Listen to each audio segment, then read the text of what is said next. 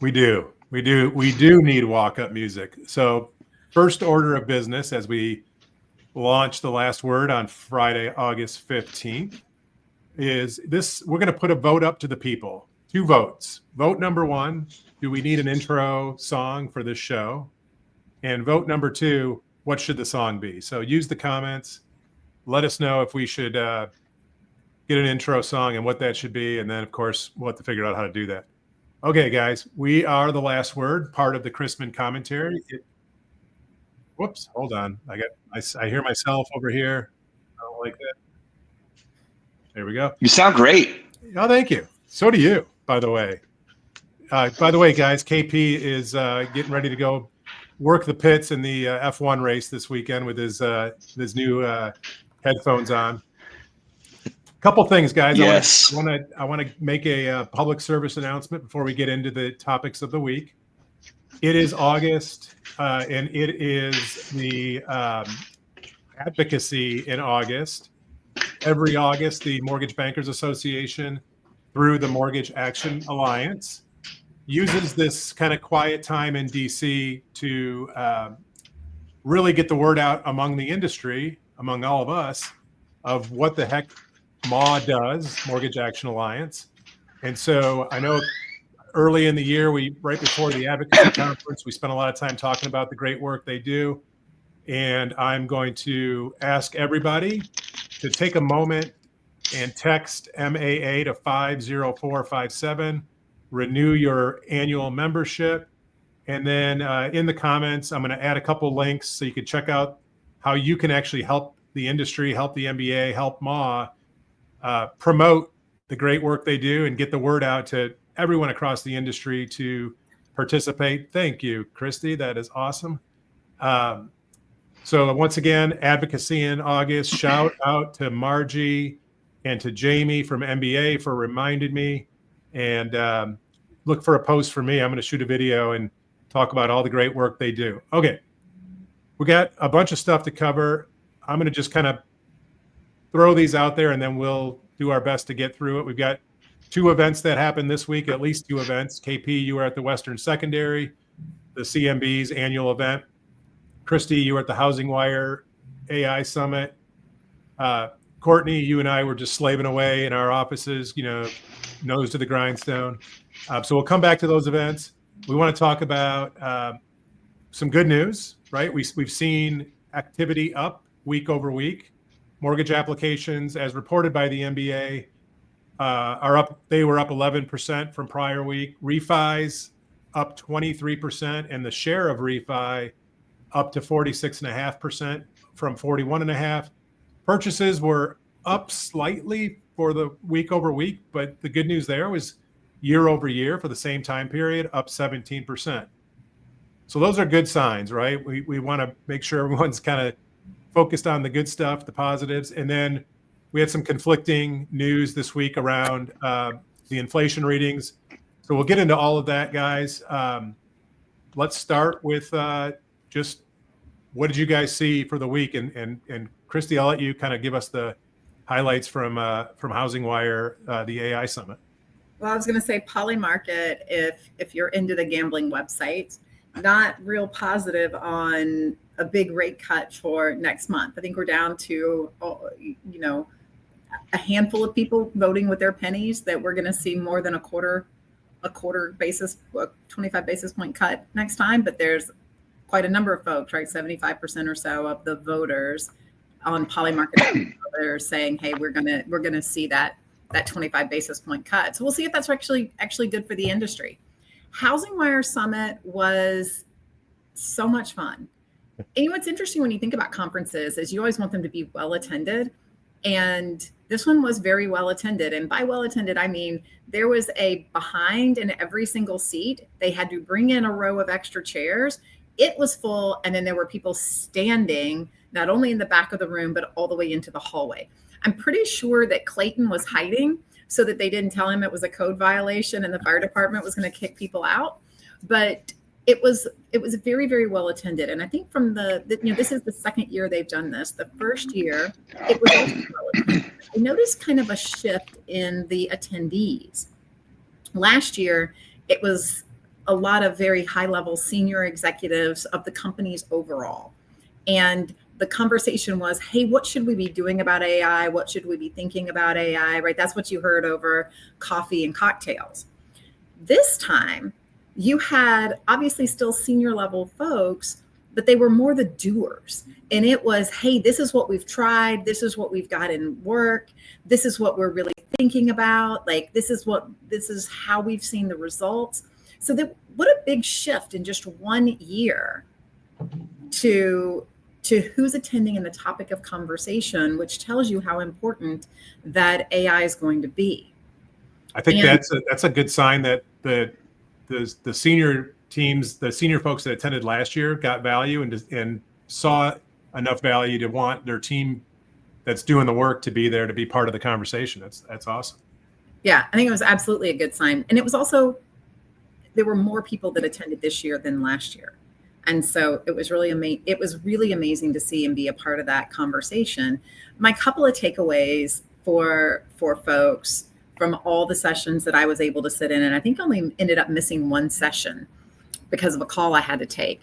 But my main takeaways that if you didn't get to go and you haven't yet purchased the replays, were if you're not doing something around AI right now, if you're not having the conversation, then you're really pretty far behind. 2, there are a lot of different AIs that are out there. Take some time to educate yourself on the different types and understand where they fit inside your business model. If you don't know and understand those things and have a plan that's kind of specific to you, there is no, one size fits all answer to this. And so think about what your capacity is, think about how your business model works, and then go get something implemented. I think too, there was a really good post recently, and stop me if you've heard this one. I'm obsessed with the podcast Diary of a CEO. I don't know if you guys have looked into that at all. Oh, Christy's laughing. That freaks me out a little bit. Anyway, the proprietor of that whole environment hosted a, what's it called when all the tech nerds get together and they try to figure out how to deploy something? Come on, Brian, help me with this. Wait a minute, you call me a tech nerd? Yeah, come on. Hackathon. Yeah, okay. So he basically hosted a company-wide hackathon with the use of a series of AI tools that they had access to say, how do you make your own job or some of the things that you're doing obsolete? I think that the thing that people think a lot is, well, AI has to be a customer-facing agent. AI has to be this, that. There are so many different uses for these tools to optimize even how everyone at your company uses their calendars or how you clean out your email inbox or any of these other things that can make, 10x yourself, 5x yourself if you can, through the use of these tools. It doesn't make humans not available, because we know what Rick Rubin says about AI.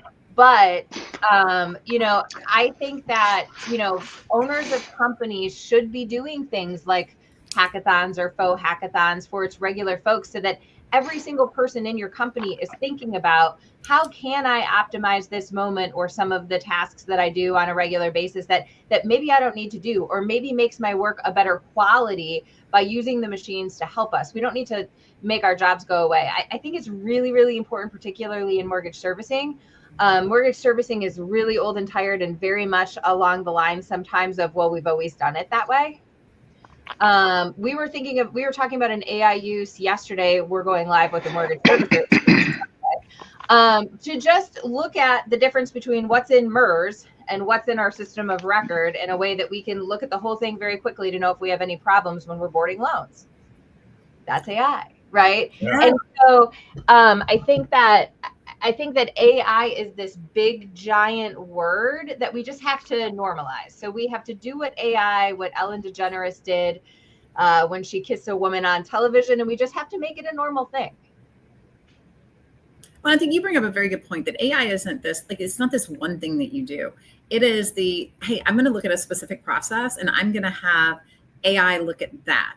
And then I'm going to look at this other one. So you don't just get AI, you have multiple agents if that's the type of process that you're doing. Agents do certain things and they only attack certain systems and processes. I think one of the good conversations was, think about AI as an employee, right? What are you hiring that employee to do? And how are you judging their success? How are you compensating them? Because there is a cost. And are they meeting your expectations? And how are you QCing that? Right? Like that, to me, that was a really great takeaway for how do we have to think about it in our daily lives? KP, talk to us about Peranio, Western Secondary. The California Mortgage Banker Association, they had their Western Secondary, and it was a great event. And it's interesting because, you know, when it's a second run trade show, so like all the vendors that are there that are sponsors, they kind of figured out like, you know, where to go. So they have all their meetings, everything's all dialed in, they're getting villas. And so everyone's kind of going to this dinner and that place. And so it was like, you know, like the New York Secondary, right? And so it's just interesting to hear the dynamic of, you know, Housing Wire AI Summit. You know, it's people are going there to listen to the content. Yeah. Whereas, you know, the Western Secondary, obviously the content is great and people are listening to the content, but they're also going there to network, right? And so it's like once someone's sitting in a beautiful villa, you know, having meeting after meeting after meeting, like, are they going to go back and, you know, watch, you know, I mean, Gary Hall Jr., like an Olympic, you know, 10-time gold medalist swimmer, he spoke. I thought it was fascinating. You know, I was in there watching that session that they put together, and he lost his house in the Pacific Palisades. His 10 medals got melted. I mean, he told this whole story of perseverance and grit and mindset and everything. I mean, I could go on, but, you know, attendance was up, sponsorship was up, great venue, good vibe. It was pretty cool. And so, you know, you look at the difference in, you know, like Christy's saying, you know, there were butts and seats, right? Because people aren't going there to meet, you know, have the meeting rooms to the side, you know, like an MBA conference is, right? And so it's more the content, it's content driven. It sounds like it was pretty cool at Housing Wire. And I will say, you know, I'm going to be at NAMBA Connect next week. I have a panel on Thursday. And one of the things that Laura Brandeo, she's moderating. She's awesome. You know, she and I've done that panel for like, I think, gosh, we might be like six years running, maybe seven. I did one year with you guys. Yeah. Yeah, it was. So I'm, you know, I make an effort to go to that. So one of the things I want to talk about, which kind of ties into this, is like, it ties into the doers on the AI Summit, and then all the actual executives and people with all the money that buy all this stuff at the Western Secondary. How do they come together, right? And so we've been talking about AI. I mean, literally forever. I mean, you guys know, like, I'm a super nerd. I literally have been reading about AI I'm not even kidding, for like 25 plus years. It's very popular now because it's a thing, and ChatGPT made it popular. But now we're implementing it. So now it's like, what are we doing? And people, and that's the buzz that I'm hearing the Christy Heard AI Summit, and also the buzz I'm hearing from some of the leaders at Western Secondary is people are talking about, okay, this is what's working. Or Courtney was just talking about, you know, we went in there and said, let's go make this obsolete. And so now things are actually working, and it's working at scale. And so we're going to talk about that next Thursday on the panel, at least for a little bit, but I think it ties into our deeper conversation here that, you know, AI is not going anywhere. I've said this quote before. I read it somewhere in one of my subscriptions. It's like, it's way overhyped in the short term, but it's completely overwhelmingly underhyped in the long term. I don't think people realize how much our world is going to change. I think in mortgage too, we default to fear a lot of times with these things. And because the CFPB issued a circular before it went on pause, you know, about be careful with the consumer usages and you know, if your company is not in the right mindset on these things, yes, you 100% are going to be left in the dust, because you don't need to involve consumer data to optimize your organization through the use of artificial intelligence. And, you know, don't pause. Yeah, fear is so weak. I mean, I saw some post, and I don't know what it was, but it was like, you know, AI is not going to take my sales job ever, something like that. And the picture was like the robot from Terminator, you know, and, you know, And obviously it's eye catching because it made me realize it. But and I actually like to joke around when I poke at people and kind of like, move them along. And, I use that, like Skynet's coming, like as a thing to kind of, talk about the fear. But, it's coming whether you like it or not, because someone's going to do it. You might as well be us and try and figure out how to do it and optimize it the best way possible to help our teams and our communities, or else someone else is going to come in and be disruptive. I'll throw something pretty interesting that I read yesterday. It kind of ties into, it's about disruption, right? I mean, there's this stuff coming out of nowhere and you're like, holy smokes, I didn't know, eVTOL. Like, do you know what that is? Do you know what eVTOL is? Did you know that you have a helicopter drone that could take off and take you places? Like they're not for public sale, but they're out there. And so, I'm still amazed at how many people, when they get in my car, are absolutely freaked out when I put on full self-driving, like freaked out, like as if they've never heard or seen it. I'm like, it works, it's fine. But go ahead, Christy. You're probably going to say it's because of the way I drive. I was going to say, if they've ever driven with you when you're driving, they would prefer the self-driving. I was going to say that it's kind of like freaky the first time, and then you're like, okay, where do I get one of these? That's right. Yes, 100%. So again, if we take the AI applications down to I always like to take it down to the street level, to the loan officer. And this week, one of my friends, Scott Shang, Scott is he was a mortgage broker, originator for a couple decades, super smart guy. He spent the last probably 2.5, 3 years just digging in and becoming a subject matter expert on AI, but specifically his expertise is around how to talk to and train and create custom GPTs. So we were just messing around, and I was talking to him about a client situation where we had launched a client and we were going through implementation, and the client was really questioning where to start with our particular application. And so Scott, he said, hey, give me 30 minutes with you. I want to interview you as the product owner of our tech, right? Feature, function, benefit, blah, blah, blah, blah, blah, blah, blah. And then he said, if your client will give me 10 minutes to interview them about their business, what they're trying to solve for, I'll create a custom GPT that they can then inquire into. And essentially in about 40 minutes of work or interviews on his part, he did a little bit more work to create the custom GPT. He created this tool now that this client can go in and say, create a business plan. I'm a loan officer in Detroit, Michigan, blah, blah, blah, blah, blah. Create a business plan for me to implement this tool and market it effectively for first-time homebuyers. The output is like, I imagine pre-AI, pre-automation, this is like a month-long process that you would have created this crazy detailed step-by-step business plan. So there's real life applications today that are outside of the loan manufacturing process where everybody in our industry, especially those at the street level, can be and should be using AI to help them really refine their business strategies and their execution on those strategies. Well, everybody. That's impressive. If you're not doing it from just a personal perspective, like if you can't use it at work yet, right? If your company hasn't yet given you in your particular role permission to use it on your internal stuff, and obviously they have to be careful because of MPI, go use it at home. Get yourself a paid version and start creating and using it, because until you get used to figuring out how to do prompts and understanding it, and there is something different about actually doing it than just reading about it. So go actually do something. Let it organize your grocery list. Let it plan your next vacation. Yeah, no question. All right.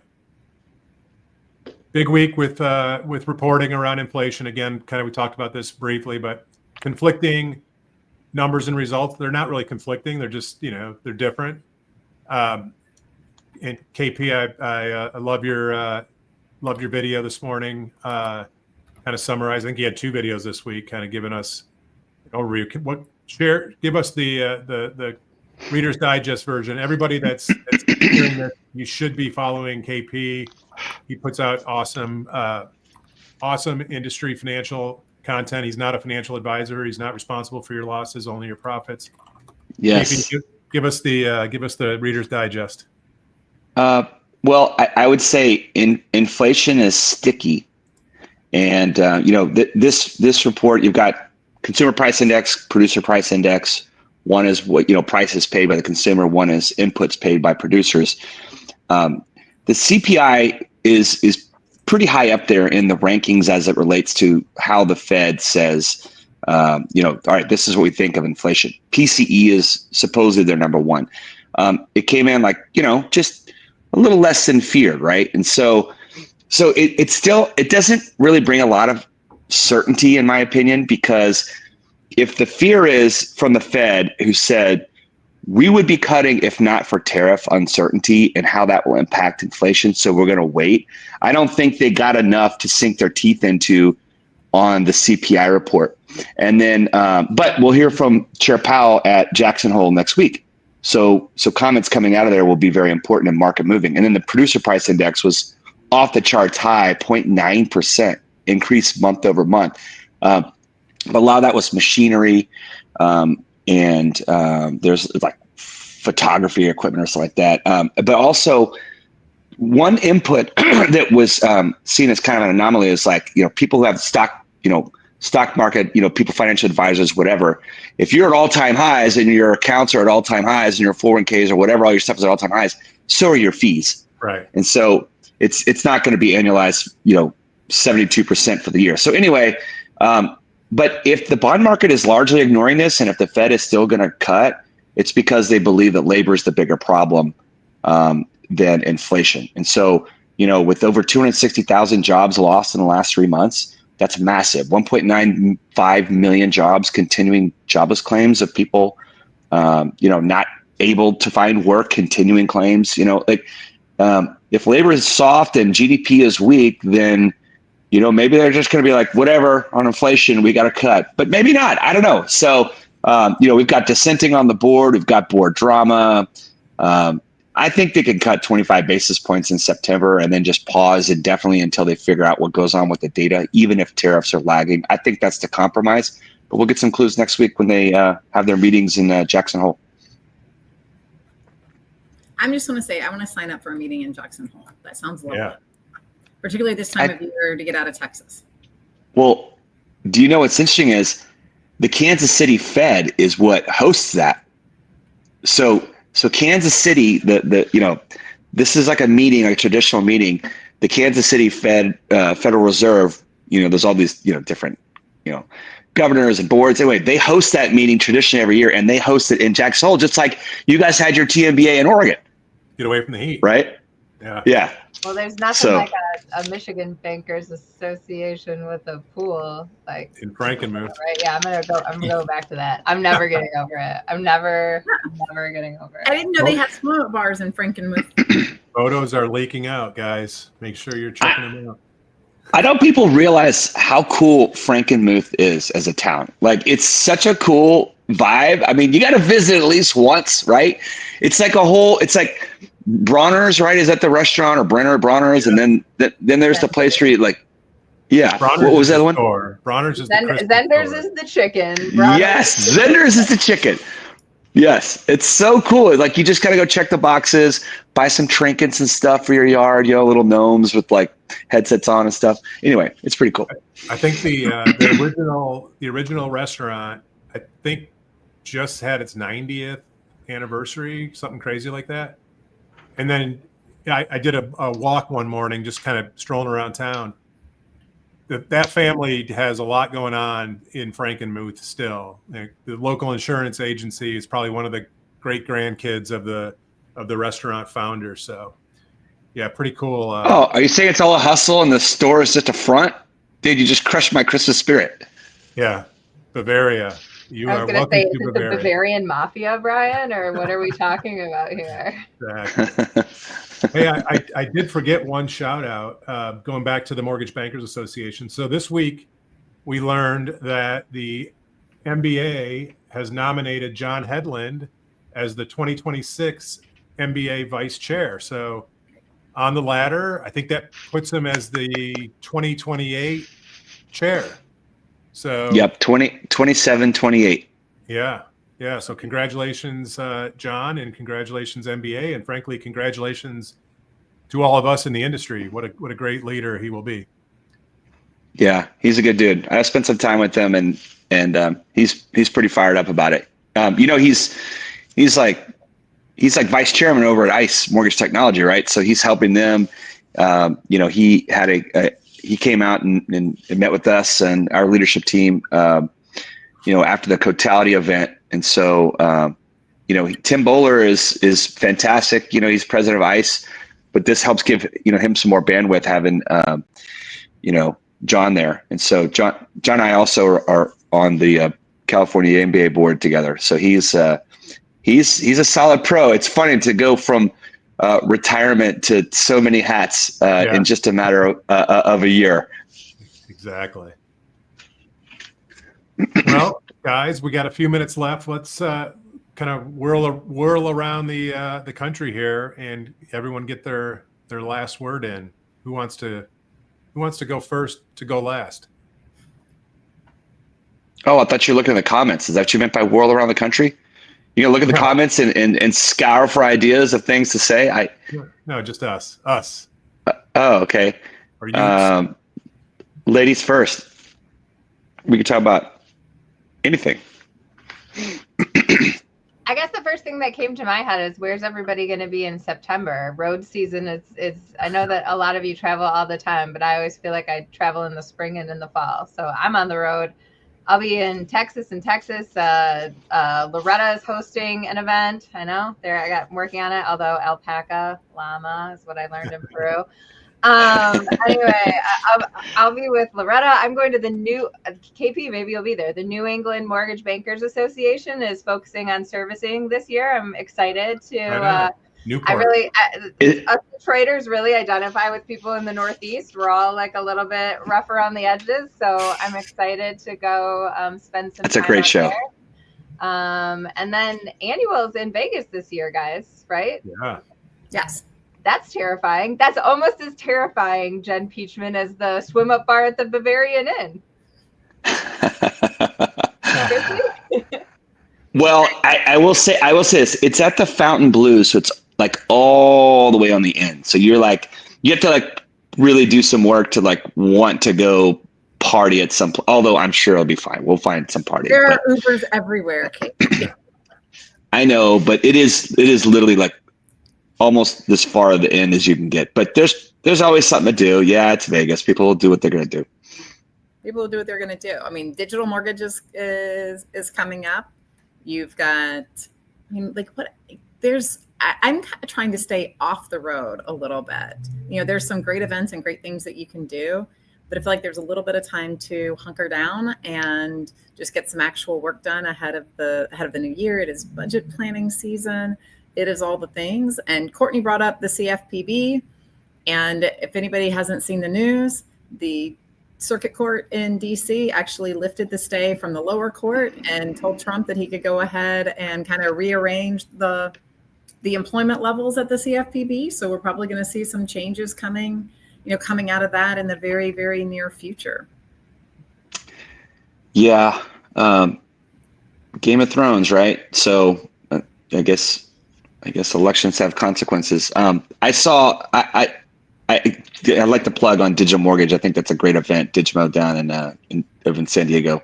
But I saw Barry Habib did an interview yesterday with Bill Pulte, and you guys know Barry Habib is he's now on the board for Fannie Mae, and it was a very cool interview. And so Bill Pulte, is he's from the family where, they're a builder, Pulte Homes, but it's funny. He's like, he goes, oddly enough, I made most of my money in air conditioning. I thought that was kind of an interesting comment that he said. But, probably no one knew who he was before he had the FHFA job. And then now, because he's tied to this administration, it's polarizing. He's a polarizing figure.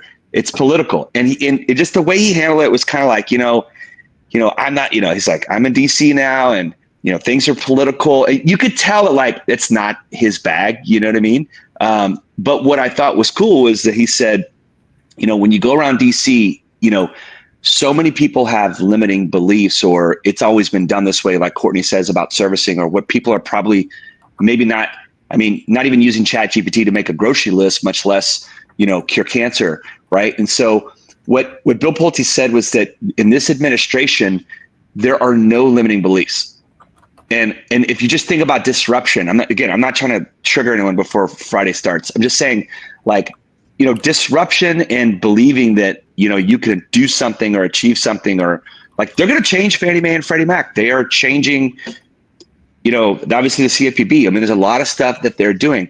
Whether you agree with how or why they do it, I don't know, but they're doing something. And, my takeaway from Bill Pulte was that DC is it's the swamp.